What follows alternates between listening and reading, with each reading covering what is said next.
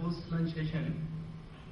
And after taking lunch, it becomes slightly hectic to listen technological business knowledge across domains of paper, metal, cement, cranes, and process plants.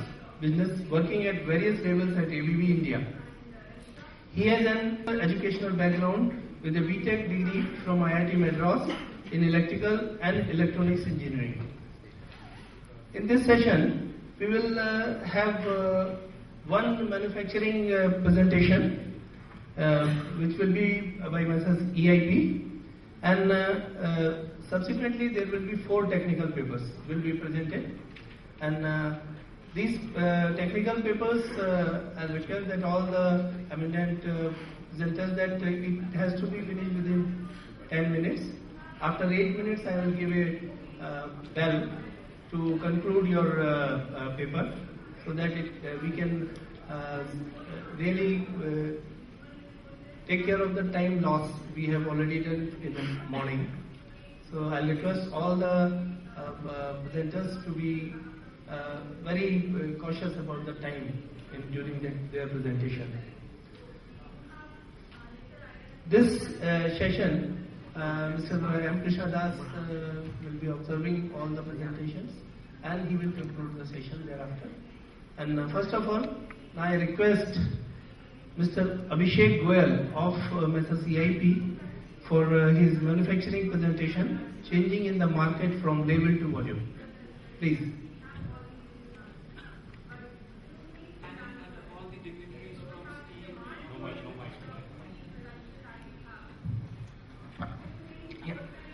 Good afternoon, everyone. It is indeed my pleasure and honor to stand in front of the dignitaries from automation and steel industry. So I'd like to introduce my company as EIP Enviro Level Controls Private Limited. So I'll start with a brief introduction about EIP.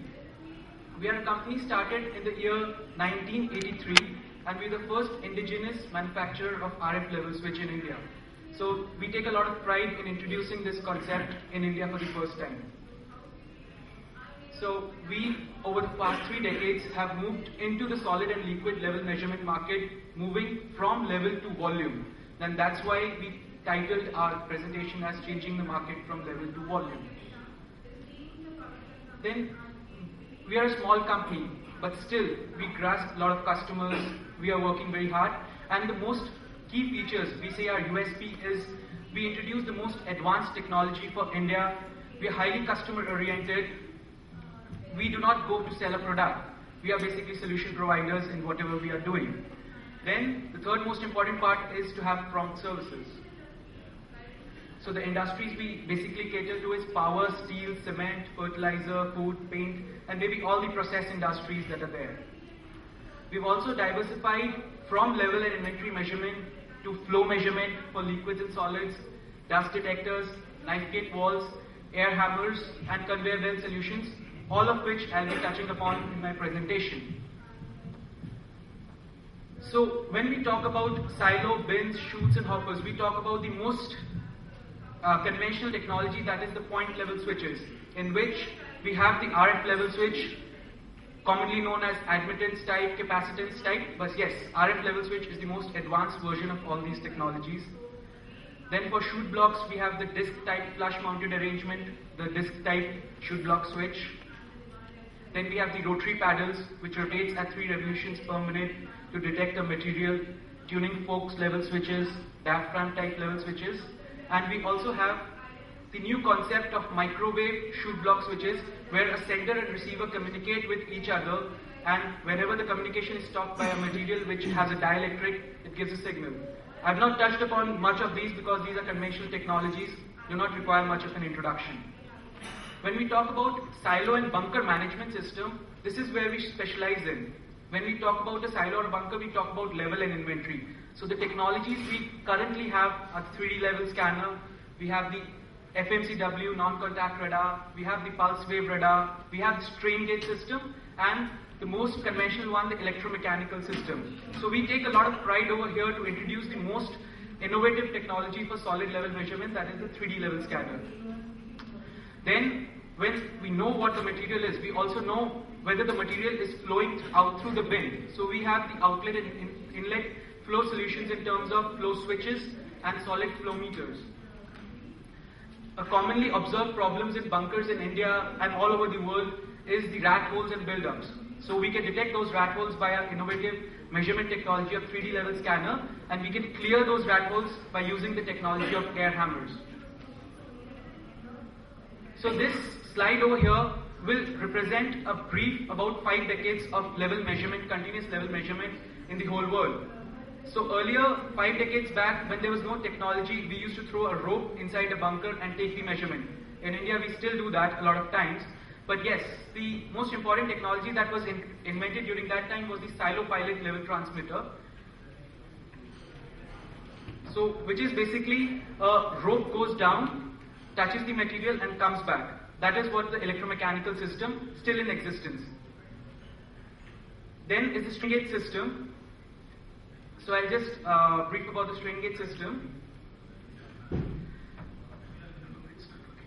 That strain gauge system is basically the load cells or the strain gauge system. So there's the more advanced version of the load cells where we do not mount it at the bottom of the beams or the structure, we actually mount it on the sides. Then we have the pulse wave radar. The principle is as a conventional time of flight technology. Then we have the FMCW radar, which is basically a frequency. When we talk about a pulse frequency, it's time of flight. When we talk about FMCW, we talk about a continuous frequency ranging from 0.5 gigahertz to 11.5 gigahertz. Then we have the most innovative technology in terms of 3D level scanner. So I'll just brief about this technology a little bit, which is very important. So this picture over here shows the conventional measurement technology done through laser, electromechanical, radar, ultrasonic. When we talk about solid measurement, we talk about two challenges. We talk about angle of repose challenge, which creates an uneven profile, and we talk about the challenges due to dust. So these two challenges are very important, and because of this, the conventional technology we are using give a narrow beam angle, single point measurement, and they're affected by dust and moisture, always giving a false signal in a cloud of dust. So the solution we had for this was the 3D level scanner, and how 3D level scanner works is on the principles of acoustics. This is a small graph which shows where ultrasonics are placed and where acoustics are placed in terms of the frequency and attenuation relation. It also shows that 3 dB loss of signal is a 50% loss of signal. Ultrasonics working at a frequency of 20 kilohertz and above have a significant attenuation. But when you see the working of the 3D level scanner, it works in this frequency where the attenuation is close to zero. That's why we say ultrasonic beams go but never come back. That's the principle. There's other way to look at it from the diffraction principle of physics, which says that a smaller frequency has a bigger wavelength, and a wavelength more than the size of the particle will bend around it. That means penetrating dust. So that's why we are using low frequency. This chart over here shows the beam angle to frequency relation. Beam angle is directly related to the lambda, which is the wavelength, and inversely to the frequency. So the smaller the frequency, wider the beam angle. So this is over here, signified by a 2.5 kilohertz of frequency, has a 108 degree beam angle. As we keep on increasing the frequency, we have a smaller beam angle, as we already know from the concepts of ultrasonics and radar that they have a beam angle of less than 10 degrees.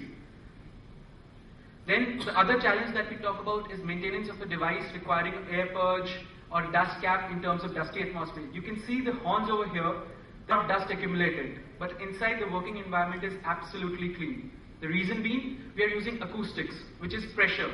Sound is a pressure wave which keeps the internal working environment always clean. So that's what we are doing. So when we talk about the advantages of low frequency, we are talking about pure physics. So why this technology was the most last to be invented? The reason being, the patent comes over here. It's a 3-antenna device which works like a GPS system, tracking the XYZ coordinates determined by the distance, azimuth, and the angle of elevation, allowing us to take the real-time 3D profile of the material. So this is what we actually do, and we have done a lot of installations in it, where you have the coal bunkers or the iron ore bins, coke bins, all of them you can see on a single screen, and when you click on one of them, you get the real-time inventory report with the 3D profile.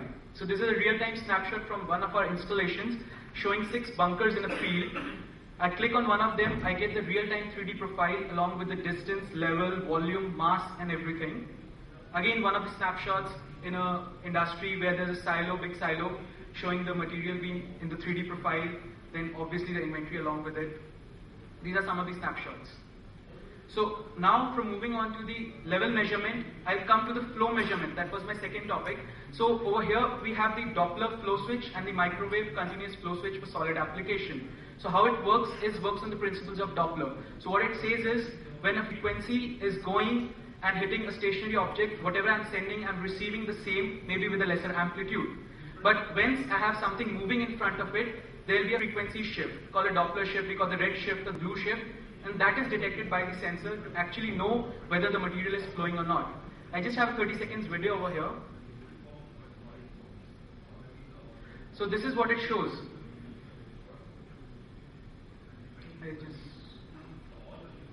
So this is what it shows, that material is flowing, and it's showing a flow signal.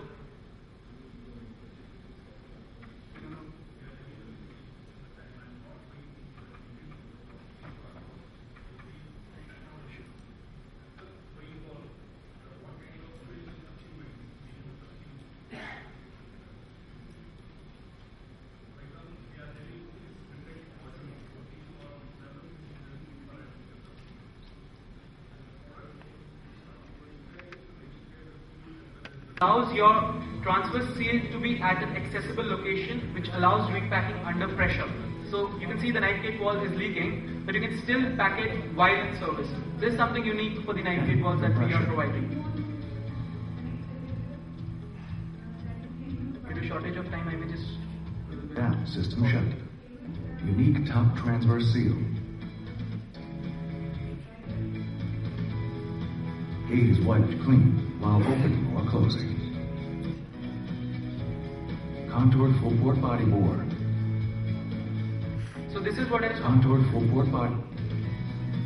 This is what I'm talking about, the shearing force. If you look at the corners, because it has a 60-degree arc, there's a lot of shearing force which actually cleans the material that is deposited.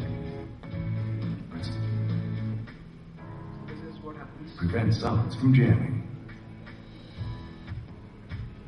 Pressure, both directions. Save space.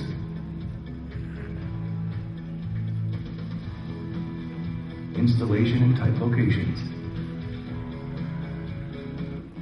100% shell pressure and shut-off testing. Here. Energy efficiency. For ongoing cost savings, year after year.